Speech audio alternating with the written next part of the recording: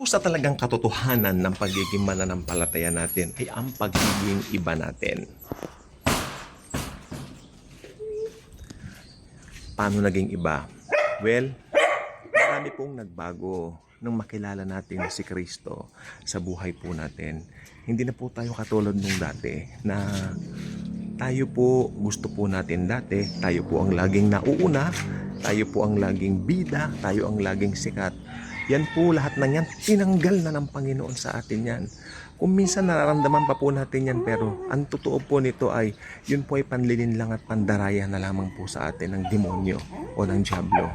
Okay? So tayo po, dapat alam po natin yung atin pong totoong katayuan bilang mga mananampalataya ng ating mahal na Panginoong Hesus. At tayo po, since may bago na po tayong puso, naniniwala po ako na ito pong pag-aaralan po natin ito ay talagang makaka-relate po tayo bilang mga mananampalataya. Okay? Tayo po ay binago. Tandaan nyo po yan. May bago na po tayong puso. Meron tayong kaibahan sa mundo. Hindi tayo katulad ng mundong mag-isip. Bago na po ang pamamaraan po natin. So, I hope you turn with me sa mga Bibles po natin sa Luke chapter 6 nga ba ito?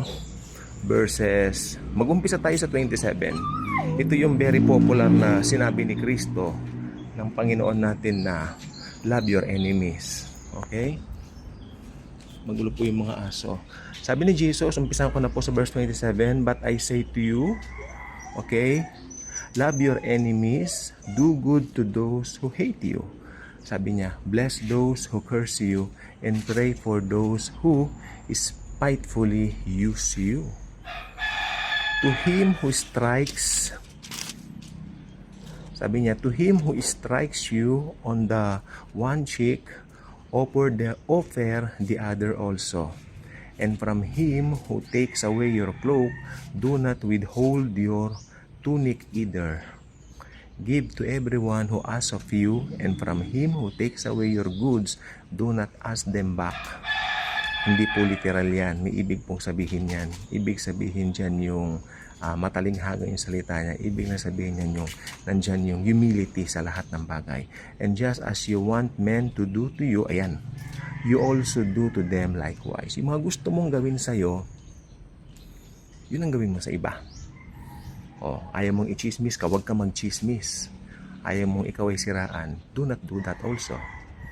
Ganun lang yan. But if, tingnan mo to, ito na po yung kaibahan nyo sa verse 32. Yan po, verse 32. Ayan. But if you love those who love you, what credit is that to you? For even sinners love those who love them. Maganda yung verse 32. But if you love those who love you, what credit is that to you? For even sinners love those who love them. And if you do good to those who do good to you, what credit is that to you? For even sinners do the same. Kalain nyo, gumagawa rin pala ng mabuti yung mga sinners. Meron din silang kabutihan, pero iba ka. Diba? Ang gusto pong sabihin ng mga talata, hindi ka unbeliever. Pag sinabi kasing sinners dito, mga unbelievers, people who do not know Jesus. Hindi tayo katulad nila. Kaya tayo, iba tayo. Maski sinaktan ng damdamin natin, maski ano pang ginawa sa atin, magpatawad tayo. Magpapatawad tayo. Hindi para patawarin ka, kundi dahil pinatawad ka na. Iba po sa biyaya eh. Ang standard po ngayon sa biyaya, nakalasap ka ng kapatawaran, therefore, magpapatawad ka. Dahil ang kapatawaran na natanggap mo ay libre, therefore, ito ay iyong ibibigay lamang din ng libre sa ibang mga tao. Okay? Na hindi ito yung tipong, uy, kailangan ko to para patawarin ako ng Diyos. No. Forgiven ka na. Forgiven much tayo. Okay? Forgiven much po tayo. Hindi po tayo humihingi ng tawad para patawarin tayo. Hindi. Tayo po ay napatawad na. Okay? Yun po ang kaibahan natin. At gusto ni Jesus, ayaw niyang maging katulad tayo ng mga unbelievers. Kung mga unbelievers gumagawa yan eh. kailangan may standard tayo. Bilang mga believers, mas mataas ang standard natin kaysa sa mga hindi mananampalataya. Ituloy po natin. O, 34. Lagay ko sa Bible yung camera. Nakikita nyo? And if you lend to those from whom you hope to receive back, what credit is that to you? For even sinners lend to sinners to receive as much back. 5-6. Yung mga nagpapa 5-6, di ba? Oh, mabait na tao yung nagpapa 5-6. Not necessarily. No, hindi. Nagpapa 5-6. Oh, that's for their own material gain.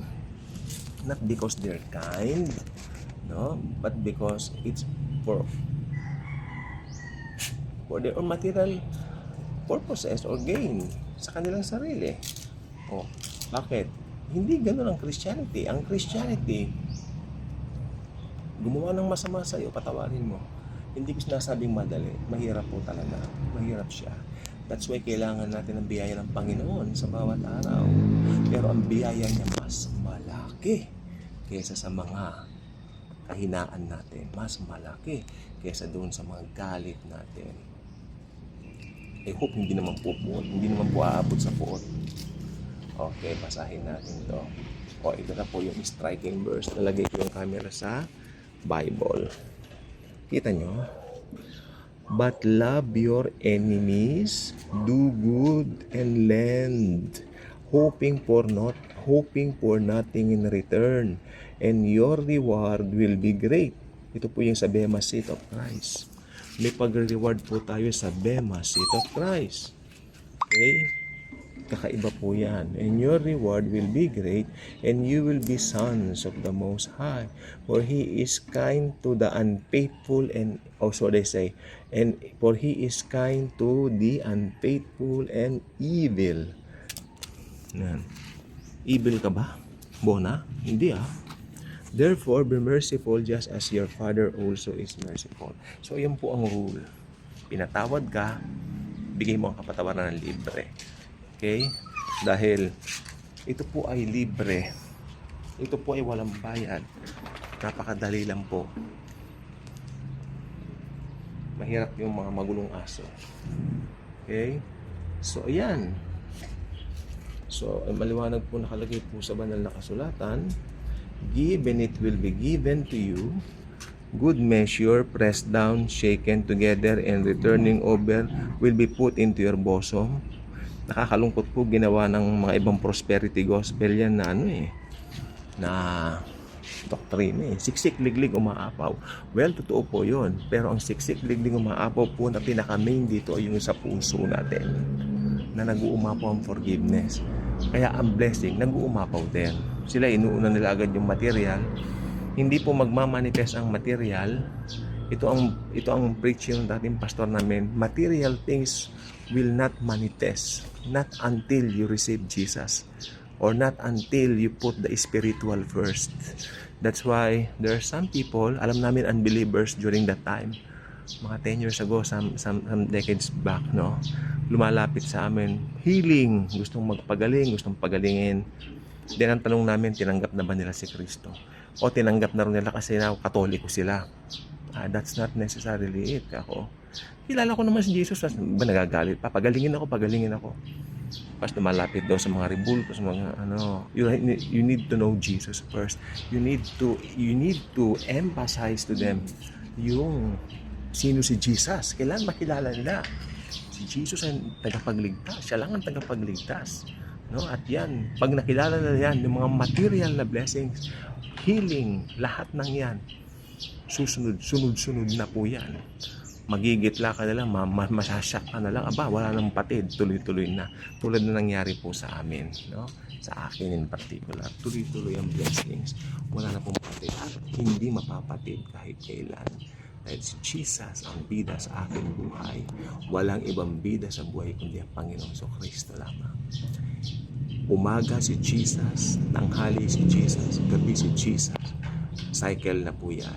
Share Jesus lagi. sapagkat pagdating po ng rapture, we will meet Him face to face for the very first time at magkakasama tayo forever and ever. Good morning and God bless everyone.